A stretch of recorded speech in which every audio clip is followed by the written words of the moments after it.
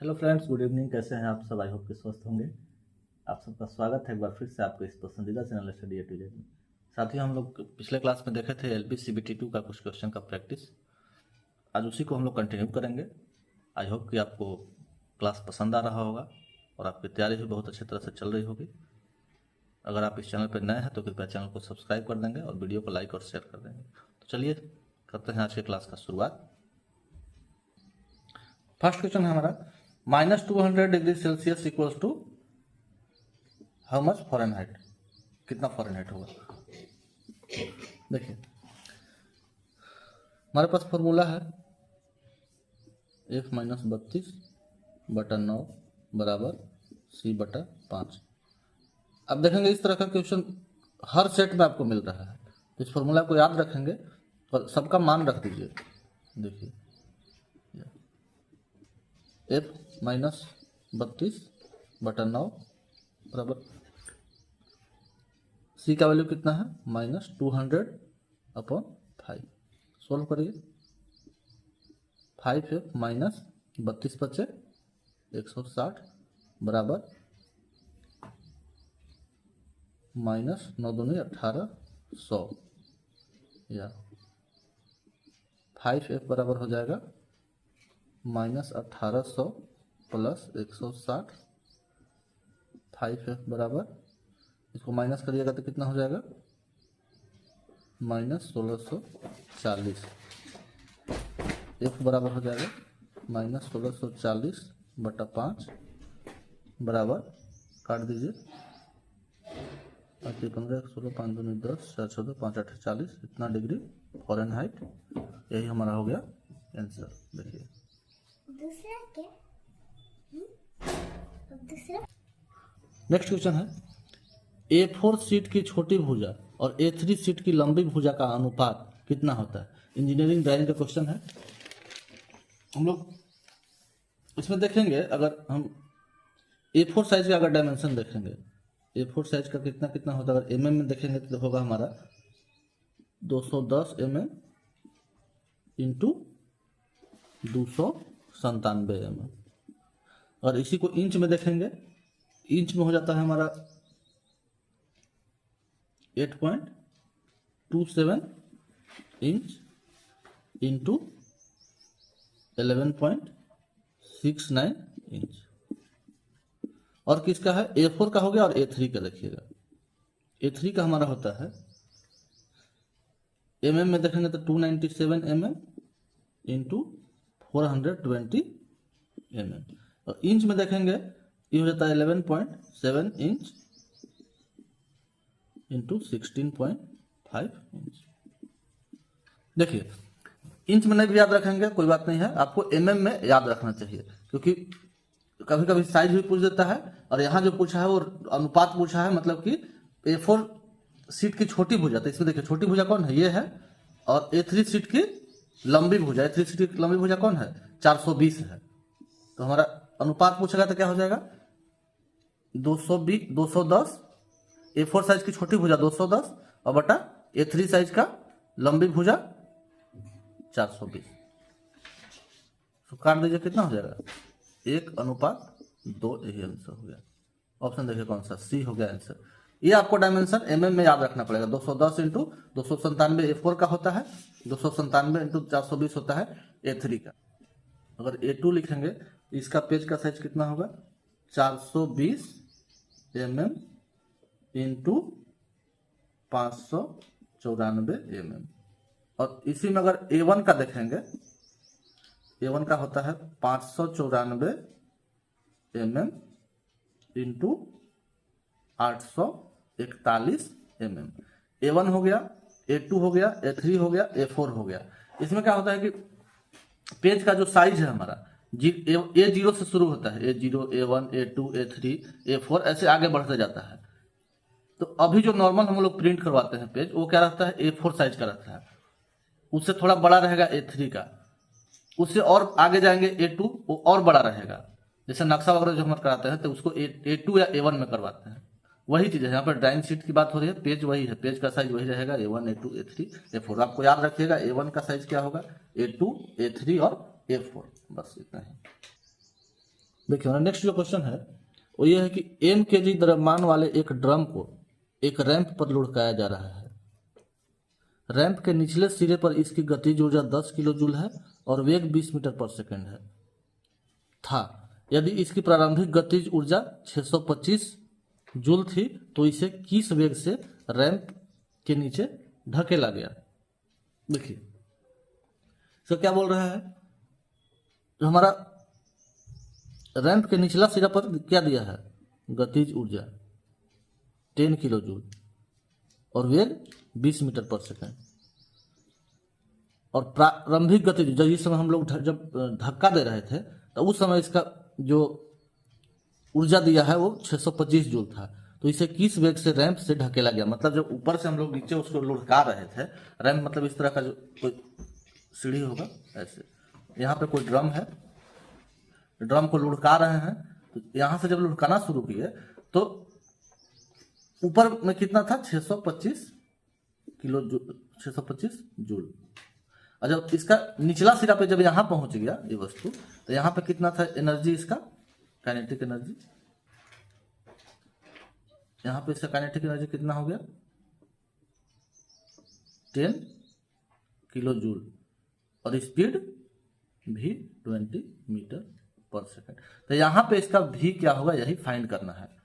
तो देखिए किसी वस्तु को जब ऊपर से लुढ़काए तो उनको दिया हुआ है कि लास्ट का एनर्जी और हमारा वेग दिया हुआ है। तो आप लोग जानते हैं काइनेटिक एनर्जी यानी कि गतिज ऊर्जा बराबर क्या हो जाता है 1/2 इंटू एम द्रव्यमान इंटू भी एम भी स्क्वायर, भी वेलोसिटी है।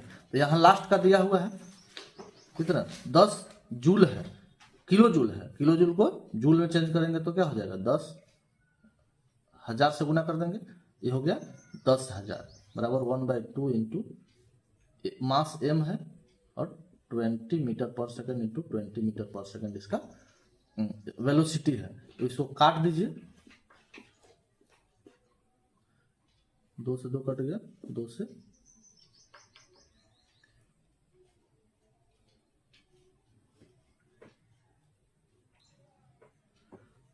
2 से कट गया, 2 से कट गया 50, एम बराबर क्या हो गया 50 केजी, यानी वस्तु का द्रव्यमान कितना आ गया हमारा 50 केजी।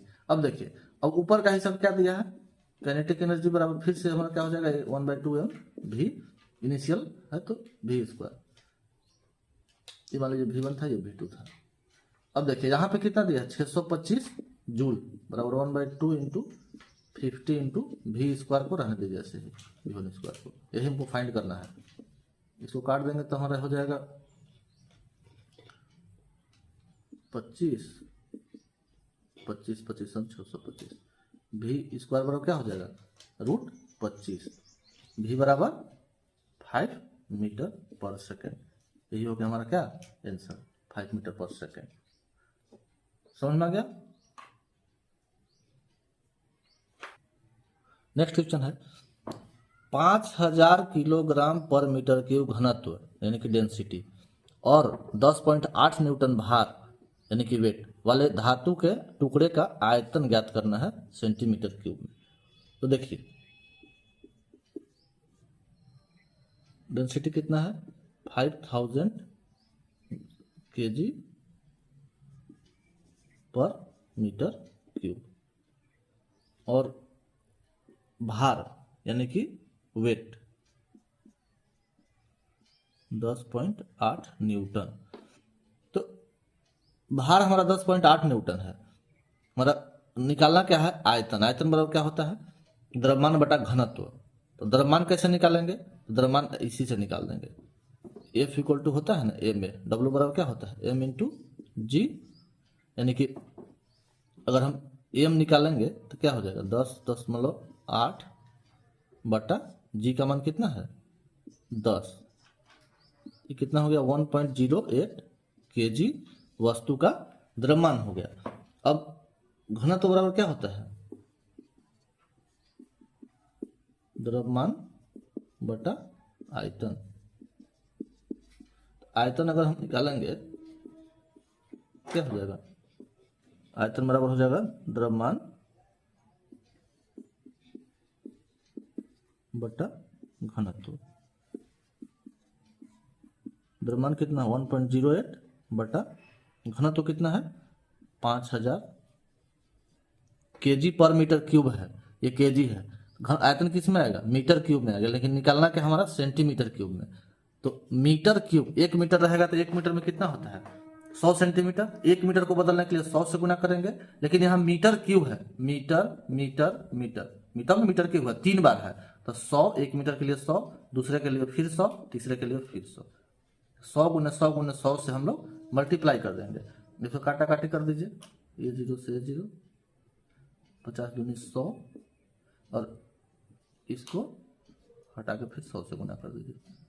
कितना हो गया 108 दूनी के 216 सेंटीमीटर क्यूब आंसर। यही हो गया आंसर 216 ए। सब ध्यान देना हमको यूनिट पे, अगर 100 गुने 100 गुने 100 से नहीं गुना करते तो किस में आता मीटर क्यूब में आता, लेकिन यहाँ पे जो हमारा निकालना है वो किस में दिया सेंटीमीटर क्यूब में, तो इसलिए मीटर क्यूब को सेंटीमीटर में बदलने के लिए हम 100 गुने 100 गुने 100 किया है।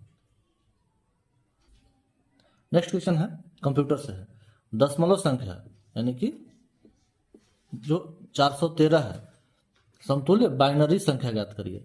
दशमलव का बेस 10 होता है, बाइनरी का बेस 2 होता है। तो ये जो नंबर दिया हुआ है इसका बाइनरी इक्विवेलेंट क्या होगा। तो देखिए इसका हम लोग निकालने का तरीका है, उसको हम अभी बता रहे हैं। बताएंगे यहाँ पे दशमलव को बाइनरी में कैसे कन्वर्ट करेंगे और फिर बाइनरी को दशमलव में कैसे कन्वर्ट करेंगे। तो सबसे पहले बाइनरी को देखिए, दशमलव नंबर को बाइनरी में बदलना है।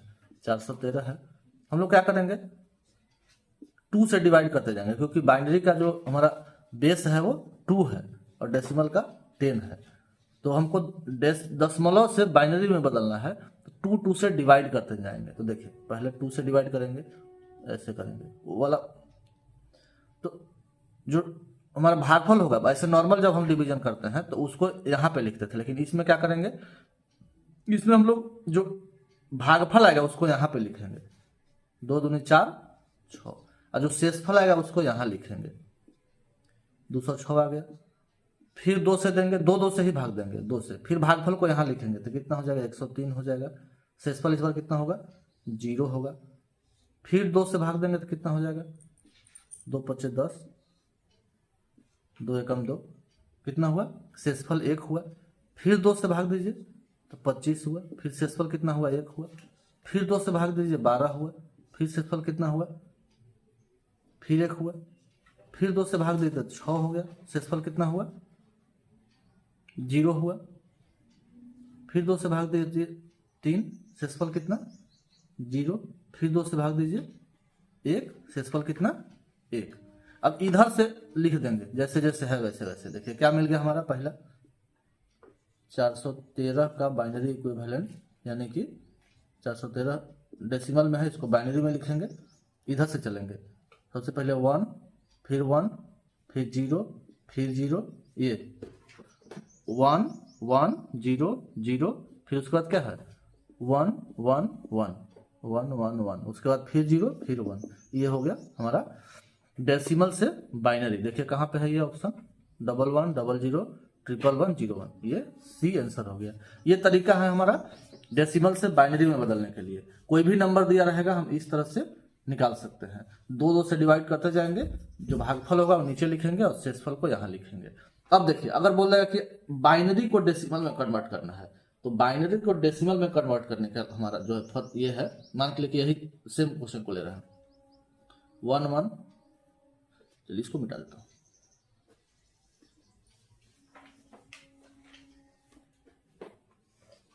यही है हमारा 1 1 0 0 1 1 1 0 1 1 1 0 0 111 01। इसको हमको बदलना है किसमें डेसिमल में। तो डेसिमल में बदलने के लिए हमारा एक बार फॉर्मूला इसका है n इंटू 2 के पावर p माइनस 1। इसको याद रखिएगा। ये है क्या है binary to decimal, binary to decimal. अब देखिए n क्या है हमारा, n जो है वो नंबर है, यानी कि ये वाला नंबर n, और 2 रहेगा और P क्या है इसका पावर पोजीशन, जितना पोजीशन रहेगा उसमें से 1 माइनस करेंगे। तो देखिए नंबर हमारा क्या है 1 है और 1 गुने 2 के पावर इसका पोजीशन क्या है वो 1 पोजीशन पे है, तो 1 में से 1 माइनस कर देंगे तो क्या हो जाएगा पोजीशन 1, 1 माइनस 1 तो 2 के पावर 0 बराबर कितना हो जाएगा। किसी भी संख्या का पावर 0 रहने से 1 होता है, 1 इंटू 1 1। उसके बाद क्या है दूसरा नंबर 0, तो नंबर लिखेंगे 0 इंटू 2 के पावर कितना हो जाएगा 1 2 2 और 2 में से 1 माइनस कर देंगे यानी P माइनस 1 जितना जिस पोजीशन पे है उसमें से -1 कर देंगे तो 2 1 हो जाएगा। अब देखिए 2 के पावर 1 तो 2, लेकिन 0 से गुना कर देंगे तो क्या हो जाएगा हमारा 0। उसी तरह से 1 है n, नंबर कितना 1 है, 2 के पावर कितना हो जाएगा 1 2 3 1 2 3, तीसरे पोजीशन पे है तो 3 माइनस 1 यानी कि 2, ये कितना हो जाएगा 2 दूनी 4 4 एकम 4। उसके बाद फिर से एक 1 आ जाएगा 1 इंटू 2 के पावर 3 1 2 3 4 4 माइनस 1 तो 3, ये कितना हो जाएगा 2 दूनी 4 दूनी के 8। उसके बाद हमारा ये वाला 1 आ गया, ये क्या हो गया 1 इंटू 2 के पावर 4 यानी कि 8 दूनी के 16। उसके बाद 0 0 इंटू 2 के पावर 5 कितना हो जाएगा 2 के पावर 5 है तो उससे मतलब नहीं है, 0 है तो गुना करेंगे तो 0 ही हो जाएगा, फिर से 0, फिर 2 इंटू 2 के पावर 6 यानी कि 0। उसके बाद फिर से आ गया 1 इंटू 2 के पावर 7, 2 के पावर 7 कितना हो जाता है हमारा 2 दूनी 4 4 दूनी 8 8 दूनी 16 दूनी 32 दूनी 64 64 दूनी 128। अब देखिए फिर से ये हो जाएगा हमारा एक ठोर बच गया 1 इंटू 2 के पावर कितना हो जाएगा 8, ये कितना होगा 256। अब सबको ऐड कर दीजिए, ऐड करके देखिए कितना हमारा था 4 1 5 8 5 13 13 6 19 19 और 8 27 27 और 6 33 के 3 हासिल 3 33 के 3 हासिल 3 3 और 1 4 और 2 6 और 5 11 के 1 हासिल 1 1 और 2 3 3 और 1 4 413 आ गया, यही हमारा हो गया 413 आंसर। मतलब कि किसी को किसी में भी कन्वर्ट कर सकते हैं, ये हमारा दोनों तरीका बता दिए हैं, इसको अच्छे से देख लेंगे। क्वेश्चन है आइबुप्रोफेन एक दवा है, आइबुप्रोफेन प्राथमिक चिकित्सा बॉक्सों में मौजूद एक आम दवा है। आइबुप्रोफेन कब ली जानी चाहिए, आइबुप्रोफेन दवा जो है उसका यूज हम लोग करते हैं दर्द बुखार सूजन कम करने के लिए। पहले ये दवा काफ़ी चलता था, कुछ भी हुआ डॉक्टर पास गए दर्द बुखार में सीधे आइबुप्रोफेन देगा, तो फर्स्ट आर्टिकल बॉक्स में अक्सर ये दवा आपको मिलता है। और एक है अपच एवं सीने का दर्द, तो अपच या सीना का दर्द कब हो, अपच मतलब कि जैसे पेट में अम्ल का मात्रा बढ़ जाने से, तो अम्ल को काटने के लिए क्या देंगे क्षार, ऐसा केमिकल जो जिसमें क्षार युक्त केमिकल को देंगे, उसके लिए क्या रहेगा MgOH का = मैग्नीशियम हाइड्रोक्साइड, क्योंकि क्षारीय पदार्थ है, तो ऐसा दवा जिसमें MgOH का मात्रा हो यही दिया जाता है अपच एवं सीने के जलन में। नेक्स्ट क्वेश्चन है सीमेंस किसकी इकाई है। देखिए हमारा सीमेंस जो है वो किसका है, विद्युत चालकता का। विद्युत चालकता क्या होता है इसके बारे में थोड़ा सा देख लीजिए। विद्युत चालकता नाम से स्पष्ट है, विद्युत का चालन करने वाला। अब विद्युत चालकता अगर कम होगा तो हमारा जो करंट है वो धीरे धीरे फ्लो होगा, विद्युत चालकता ज़्यादा है तो करंट काफ़ी तेजी से फ्लो होगा। तो किसी विद्युत चालकता क्या किसी पदार्थ का गुण है जो उसे पता चलता है कि हमारा करंट जो है वो कितना तेजी से फ्लो कर रहा है। चालकता अगर अधिक है तो इलेक्ट्रॉन अधिक तेजी से फ्लो करेगा, और अगर चालकता कम है तो उसमें करंट फ्लो रेट कम होगा। वही है प्रतिरोध, उसका उल्टा होता है, मतलब कि प्रतिरोध अगर ज़्यादा है तो चालकता कम होगा, और प्रतिरोध अगर कम है तो चालकता ज़्यादा होगा। तो इसी को हम लोग ऐसे लिख सकते हैं 1/प्रतिरोधकता।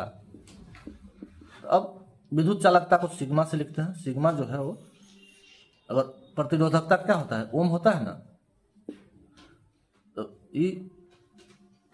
इसी को हम लोग ऐसे लिख सकते हैं ओम इनवर्स, अगर ऊपर में लेंगे तो ओम इनवर्स विद्युत चालकता का सीमेंस, सीमेंस जो इकाई है वो या तो ओम इनवर्स लिख सकते हैं या इसी को ओम इनवर्स को क्या लिख देंगे, उल्टा कर देंगे तो महो हो जाएगा। या तो विद्युत चालकता का सीमेंस होता है तो सीमेंस को ही क्या बोलते हैं, महो ही बोल सकते हैं। तो हमारा आंसर कौन सा हो गया, बी। नेक्स्ट क्वेश्चन है, हमारे भोजन में मौजूद कॉफी, पालक, प्याज और चाय ज्यादातर हमें भोजन के रूप में निम्नलिखित में से कौन सा तत्व प्रदान करते हैं। मतलब कॉफी खाएंगे, पालक खाएंगे, प्याज खाएंगे, चाय खाएंगे, चाय पियेंगे, खाएंगे नहीं, तो उसमें कौन सा तत्व मिलेगा, सोडियम, आयोडीन, फ्लोराइड या क्लोराइड। फ्लोराइड, इसलिए ज़्यादा चाय, कॉफी, प्याज मत खाइएगा, फ्लोराइड की मात्रा बढ़ जाएगा। नेक्स्ट क्वेश्चन है, डैश एक पेन जैसी आकृति वाला पॉइंटिंग एवं ड्राइंग उपकरण, इसका प्रयोग टच स्क्रीन पर किया जाता है, उसको क्या बोलते हैं। उसको बोलते हैं क्या, स्टाइलस। स्टाइलस एक पेन है जो जैसे मोबाइल का हमारा स्क्रीन है, तो मोबाइल की स्क्रीन पे अगर हम जैसे, एक तो होता है कि हाथ से ऐसे टच करके कुछ लिखते हैं, और एक होता है अगर हाथ से नहीं लिखना है तो एक इस तरह का पेन जैसा होता है, उसको अगर मोबाइल के स्क्रीन पर ऐसे कुछ लिखेंगे तो हमारा मोबाइल पे काम करेगा, तो उसी को क्या बोलते हैं, स्टाइलस पेन। बाकी एक कर्सर है, तो कर्सर जो हम लोग माउस से जैसे कंप्यूटर में ये करते हैं, माउस से किसी चीज़ को ड्रैग करना है या किसी चीज़ को पॉइंट करना है, तो जो माउस के लिए जो इंडिकेटर है उसी को बोलते हैं कर्सर। नेक्स्ट क्वेश्चन है, किसी धारावाही परिपथ में दो बिंदुओं के बीच वैद्युत खाली स्थान एक इकाई आवेश को एक बिंदु से दूसरे बिंदु तक स्थानांतरित करने के लिए किए गए कार्य के बराबर है। मतलब ये है कि कोई इकाई आवेश है, यूनिट चार्ज है, अब आवेश क्या है, इसमें आ गया आवेश। तो देखिए, अगर सबसे पहले हम देखेंगे किसी इकाई आवेश को एक बिंदु से दूसरे बिंदु तक स्थानांतरित करने के लिए किया गया कार्य को क्या कहते हैं। तो चारों पॉइंट को एक एक करके देखेंगे हम लोग। सबसे पहला क्या है, धारा। तो धारा क्या है, फ्लो ऑफ इलेक्ट्रॉन, मतलब इलेक्ट्रॉन के प्रवाह को धारा कहेंगे। ये कोई चालक तार है, उसमें हमारा इलेक्ट्रॉन फ्लो कर रहा है, यही है फ्लो ऑफ इलेक्ट्रॉन को धारा कहेंगे। तो धारा किधर से होगा, इलेक्ट्रॉन के अपोजिट में होगा, ये हमारा धारा है। इलेक्ट्रॉन इधर से प्रवाह हो रहा है और धारा इधर से। सिंपली ये जानिए कि विद्युत धारा जो है तो क्या है, इलेक्ट्रॉन के प्रवाह को विद्युत धारा कहते हैं। सिंपल डेफिनेशन ये हुआ। विभवांतर मतलब दो सिरों के बीच का जो वोल्टेज है उसी के जो अंतर है, विभव का अंतर को हम लोग विभवांतर बोलेंगे। मतलब कि इकाई आवेश को एक बिंदु से यहाँ से लेकर के जा रहे हैं यहाँ तक, जो कार्य कर रहे हैं, एक यूनिट चार्ज को एक बिंदु से दूसरे बिंदु तक लाने में जो किया गया कार्य है वही विभवांतर है। इसको हम लोग V से डिनोट करते हैं, धारा को Y से डिनोट करते हैं। तीसरा है हमारा आवेश, चार्ज। चार्ज क्या है, इसको हम लोग लिखते हैं Q से। देखिए चार्ज जो हमारा है, अगर उसका डेफिनेशन देखेंगे तो पदार्थ की एक इकाई की व्यवस्था है, विशेषता है, जो इस बात को व्यक्त करता है कि इसमें प्रोटॉन की तुलना में इलेक्ट्रॉन कितना अधिक है या कितना कम है। अब इसको सिंपल में भाषा में देखेंगे तो मान के चलिए कि कोई हमारा तत्व है, कोई एलिमेंट है, अब उसमें प्रोटॉन 5 ठो है, अब इलेक्ट्रॉन कितना ठो हो गया, 7 ठो। पी हो गया, ये ई हो गया, तो 2 ज्यादा है,